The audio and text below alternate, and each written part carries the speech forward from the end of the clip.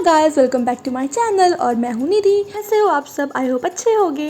और आज शनिवार और इस टाइम मैं हूं छतरपुर एमपी के गढ़ा नाम की जगह पर। और आप जैसा कि मेरे पीछे देख सकते हैं बालाजी हैं। जी हाँ, मैं हूँ बागेश्वर बालाजी धाम में।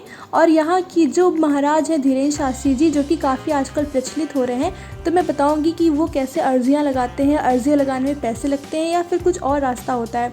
तो सबसे पहले तो मैं आपको बताऊंगी कि आप यहाँ पे कैसे आएँ। तो मैं आपको ट्रेन और बाय रोड दोनों तरह से वेज बताऊंगी कि आप कैसे आ सकते हो और आपका कुल खर्चा कितना आने वाला है। और फिर यहाँ आने के बाद आप कहाँ रहोगे, क्या आप फ्री में भी रह सकते हो और क्या खा सकते हो, कितना आपका पूरा खर्चा आएगा, और आप यहाँ आने के बाद फिर कहाँ कहाँ घूम सकते हो ये भी मैं आपको बताऊंगी।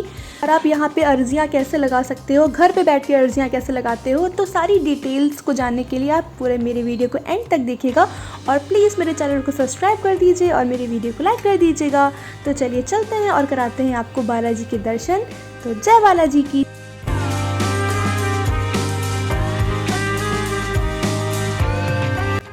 Welcome back to my YouTube channel. So आज मैं जा रही हूँ अपनी फैमिली के साथ बागेश्वर धाम, जो कि छतरपुर एमपी में है। तो मैं कैसे जा रही हूँ और क्या करूँगी वहाँ पे, वो सब आपके साथ शेयर करूँगी। सो बने रहेगा मेरे ब्लॉग में। तो चलिए चलते हैं। सो गाइस, सबसे पहले मैं आपको बताने जा रही हूँ कि अगर आपको ट्रेन से आना है तो आप कैसे आ सकते हो। तो बागेश्वर धाम के पास दो स्टेशन हैं, एक है छतरपुर स्टेशन और एक है खजुराहो स्टेशन। खजुराहो स्टेशन बागेश्वर धाम से 33-34 किलोमीटर दूर है और छतरपुर स्टेशन 25 किलोमीटर तक दूर है। तो आप किसी भी स्टेशन से आओगे, आपको इजीली यहाँ पे ऑटो मिल जाएगा और आप आराम से बागेश्वर धाम तक जा सकते हो। अगर आप अकेले हो तो आप शेयरिंग पे भी ऑटो कर सकते हो, जिसका किराया आपको 50 रुपये तक लगेगा। सो आप आराम से आ सकते हो। लेकिन स्टेशन के आसपास कोई भी रेस्टोरेंट या होटल नहीं है। उसके आगे आपको 8 किलोमीटर तक जाना पड़ेगा, फिर ही आपको रुकने के लिए मिलेंगे। सो इससे अच्छा है कि आप बागेश्वर धाम जाएं सीधा, वहाँ पे आप लोगों को सारे अरेंजमेंट्स मिल जाएंगे। और अगर आप उत्तर प्रदेश में कहीं से आ रहे हैं तो आपको ट्रेन का किराया भी ज़्यादा नहीं लगेगा। 200 के अंदर आपको इजीली ट्रेन की टिकट्स मिल जाएंगी यहाँ तक आने के लिए। सो गाइस, ये हूँ मैं और मैं जा रही हूँ बागेश्वर धाम बाई कार। और मैं रहती हूँ कानपुर के पास। सो अगर आप लखनऊ, कानपुर या उन्नाव कहीं पे भी रहते हो तो आप महोबा हमीरपुर वाली रोड पकड़िए बागेश्वर धाम जाने के लिए। वो बहुत ही ज़्यादा स्मूथ और अच्छी रोड है और बहुत ही जल्दी आपको पहुंचा देगी। सो मैं अपने घर से निकली थी करीब 3:30 के आसपास और मैं पहुंच गई थी 9 बजे तक। तो मुझे इजीली शनिवार के दिन बागेश्वर धाम के दर्शन हो गए थे और बहुत ज़्यादा भीड़ भी नहीं थी, क्योंकि बस 9:30 बजे तक बागेश्वर धाम का कपाट बंद होने वाला था और उससे पहले ही मैं पहुंच गई थी। तो आगे जाके आप देखिएगा कि मुझे कितने अच्छे दर्शन हो गए हैं बागेश्वर धाम के और भीड़ भी नहीं है। सो सामने सामने ही रह के मुझे उनके दर्शन हो गए थे। और ये देखिए, ये है बेटवा नदी।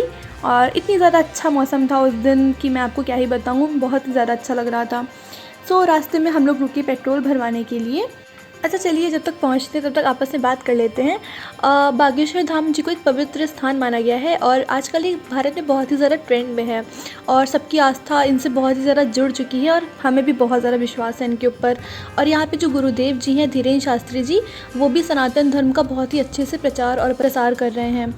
और यहाँ पर पूरे भारत से लोग अपनी मनोकामना पूरी करने के लिए और बीमारियों से छुटकारा पाने के लिए आते हैं। और सच्ची बता रही हूँ कि जो भी यहाँ पे आता है उसकी सारी मनोकामनाएं पूरी हो जाती हैं। और सब लोग ये भी कहते हैं कि धीरेन्द्र शास्त्री जी के अंदर एक शक्ति है जिससे वो दूसरों की मन की जो भी चीज़ें होती हैं वो पढ़ लेते हैं और एक पर्चे में उनकी सारी समस्याएँ और उनसे रिलेटेड सारी चीज़ें उसमें लिख देते हैं और फिर समाधान भी बताते हैं। और जैसा कि आप लोगों ने फेसबुक या यूट्यूब में वीडियोज़ देखे होंगे कि कितने अच्छे से वो हर चीज़ को बताते हैं और सबकी चीज़ों को सुनते भी हैं अच्छे से। सो बातों ही बातों में देखिए हम लोग पहुंच गए छतरपुर। और छतरपुर पहुंच के हम लोगों ने सोचा कि चलो कुछ खा पी लेते हैं यहाँ पे। सो छतरपुर में हम लोग जैसे ही एंटर किए तो यहाँ पे बहुत सारे ढाबे मिल गए थे। तो हम लोग किसी एक ढाबे में उतर के सोचा कि थोड़ा चाय पी लेते हैं, कुछ खा पी लेते हैं। और यहाँ पे मिला था हम लोगों को छोटू सा एक क्यूट सा डॉगी।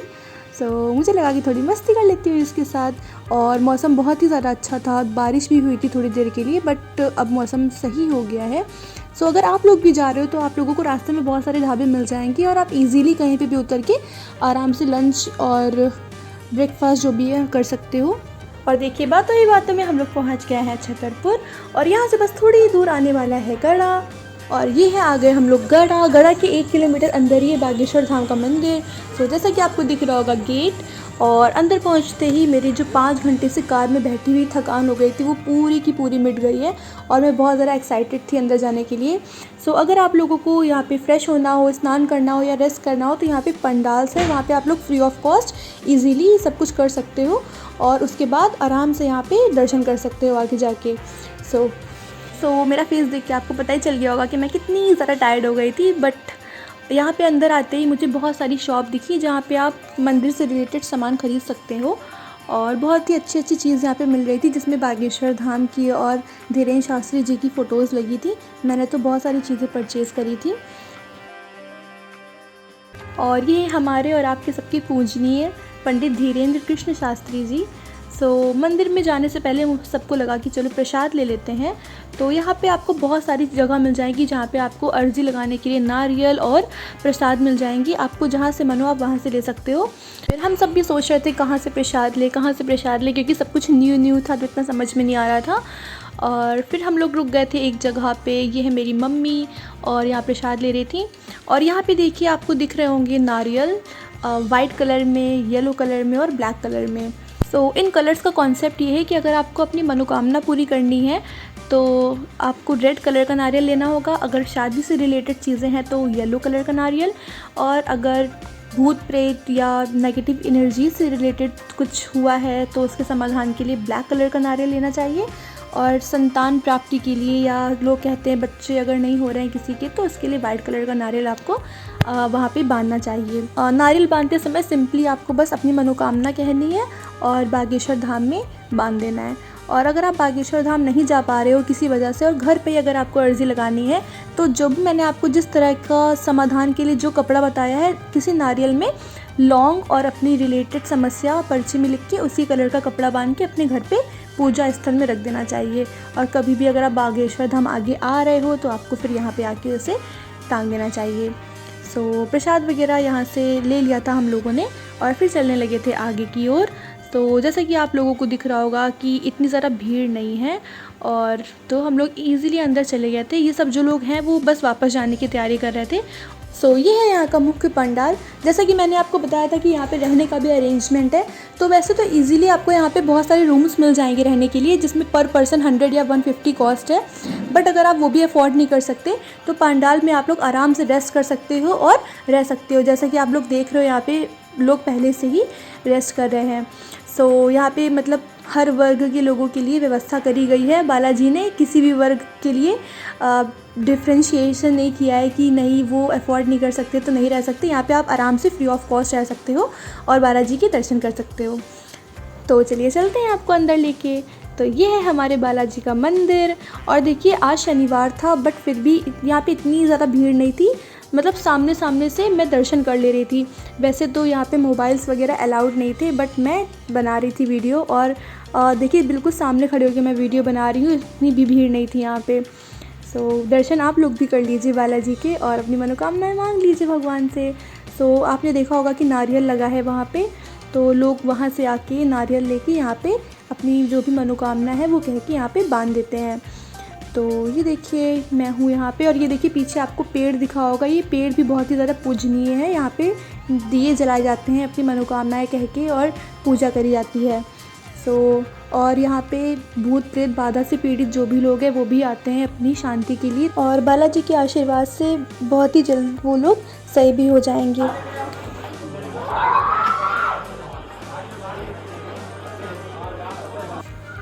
बार बार वो लोग कह रहे थे कैमरा बंद कर दो, कैमरा बंद कर दो, बट मैं भी बहुत ढीठ थी, मुझे भी तो आप लोगों को पूरे मंदिर का दर्शन कराना था, तो मैं बना रही थी वीडियो। ये देखिए यहाँ पे स्टेयर्स चढ़ने के बाद ऊपर खूब बड़ा सा एक एरिया दिया है जहाँ पे आप लोगों को सुंदरकांड करनी है या कुछ भी, अगर आप लोगों को हनुमान चालीसा वगैरह पढ़नी है तो आप लोग वहाँ पे आराम से बैठ के पढ़ सकते हो। और सामने ही बिल्कुल बालाजी का मंदिर था, तो दर्शन करते करते उनको देखते देखते प्रत्यक्ष रूप में आप लोग कर सकते हो। दर्शन करने के बाद हम लोगों को करनी होती है यहाँ पे परिक्रमा, और परिक्रमा करने के बाद हम लोगों को बांधना होता है नारियल। तो जैसा भी आप कर सकते हो, अगर आप 21 परिक्रमा कर सकते हो वो तो ज़रूरी होती है कि अगर आप करो 21 परिक्रमा तो बहुत अच्छा होता है, बट अगर आप नहीं कर सकते हो तो फिर आप अपने हिसाब से 7 या 11 कर सकते हो। परिक्रमा करने के बाद हम लोगों ने बांधा अपना नारियल और फिर हम लोग आ गए थे वापस। क्योंकि मंदिर होने वाला था बंद। तो चलिए मैं आपको बताती हूँ कि आप लोगों को यहाँ पे खाने के लिए कैसे क्या मिल सकता है। तो यहाँ पे बहुत सारे स्टॉल्स होते हैं जहाँ पे आपको पिज़्ज़ा, बर्गर और थालियाँ बहुत सारी मिल जाएंगी, जो भी आपको खाना हो खा सकते हो, और सब बिना लहसुन और प्याज की होती हैं। तो क्योंकि यहाँ पे बालाजी का मंदिर है तो आप लोगों को पहले से भी छोड़ के आना चाहिए घर से लहसुन प्याज, और यहाँ पे भी जो भी मिलेगा आपको वो लहसुन प्याज का के बिना ही मिलेगा। तो आप कुछ भी खा सकते हो यहाँ पे, और सबका प्राइस बहुत ही लो होता है, तो आप लोग इजीली खा सकते हो। पर हम लोग अपना खाना लेकर गए थे क्योंकि हम लोगों को नहीं पता था कि रात हो जाएगी तो वहाँ पे मिल पाएगा कि नहीं खाना। बट यहाँ पे 9 या 9:30 तक ईजिली आप लोगों को खाना मिल जाएगा और प्रसाद भी मिल जाएगा। मुझे तो लग रहा है कि मैंने इस वीडियो में आप लोगों को सारी डिटेल्स बता दी हैं, बट अगर कुछ छूट गया हो तो आप लोग मुझसे कमेंट सेक्शन में पूछ सकते हो। और इसका नेक्स्ट पार्ट आएगा जिसमें मैं आपको बताऊंगी कि बागेश्वर धाम आने के बाद आप लोग और कहाँ कहाँ घूम सकते हो अगर आप 2 दिन का टाइम लेके आए हो, क्योंकि यहाँ से तो आप लोग 1 दिन में घूम के जा सकते हो। अगर आपको वीडियो अच्छी लगी है तो मेरे चैनल को सब्सक्राइब कर दीजिएगा और लाइक कर दीजिएगा। मिलते हैं नेक्स्ट व्लॉग में। Bye bye.